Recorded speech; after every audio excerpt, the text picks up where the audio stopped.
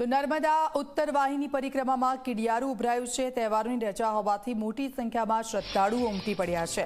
શ્રદ્ધાળુઓના ઘોડાપૂરની સાથે તંત્રની વ્યવસ્થા પણ ઓછી પડી। તંત્ર દ્વારા રસ્તાઓ બંધ કરી દેવાતા શ્રદ્ધાળુમાં રોષ છે। હજારો શ્રદ્ધાળુ પરિક્રમા કર્યા વગર જ પરત ફર્યા। લોકોને પરિક્રમા કરાવવા માટે હોડીઓ પણ ઓછી પડી છે।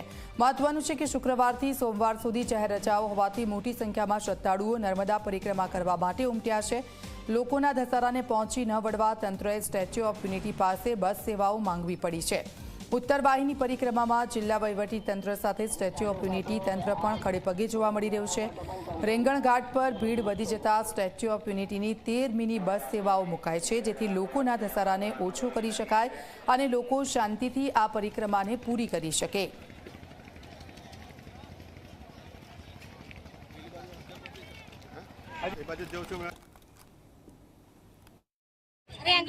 અને તમે ક્યાંથી આયા? અમે મકરપુરાથી આયા। બરોડાથી। સવારના કેટલા વાગ્યાના ઉગત?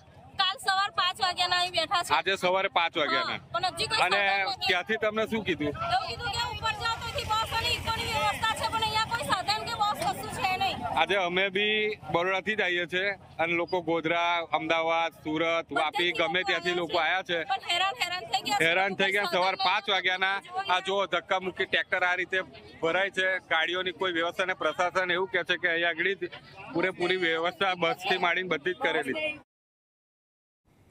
તો નર્મદા પરિક્રમામાં ભારે ભીડથી ટ્રાફિક જામના દ્રશ્યો, લોકોનો ધસારો જોતા ખુદ પોલીસ વડા ત્યાં પહોંચ્યા છે। લોકોએ એસપી પ્રશાંત શુંબેને ઘેરીને સવાલો કર્યા। તંત્રની વ્યવસ્થાને લઈને લોકોએ સવાલો કર્યા। તંત્રએ લોકો માટે બસોની વ્યવસ્થા કરી છે।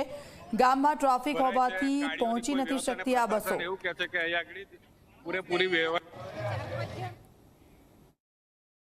आपके लिए गाड़ी की व्यवस्था की है। प्रॉब्लम ये है कि रेंगन गांव में ट्रैफिक जाम हुआ है। मैं खुद चल के आया हूँ 1.5 किलोमीटर। अभी जो आगे चल के गए हैं वो उस गाड़ी में बैठकर निकल जाएंगे, और आपकी जो गाड़ियां है वो अगर मंगवानी है तो भादरवा देव जी का जो मंदिर है उसके नीचे जो है वहां तक आप गाड़ियां मंगवा सकते हैं। मैंने पीआई को सूचना भी दे दी है। नीचे मतलब 5 किलोमीटर दूर है सर। अरे लेकिन वहां तक हम विंगर गाड़ियां भेज रहे हैं ना। पर हालत बहुत खराब है। बोला था कि ऊपर चले जाइए, गाँव में बात सही है।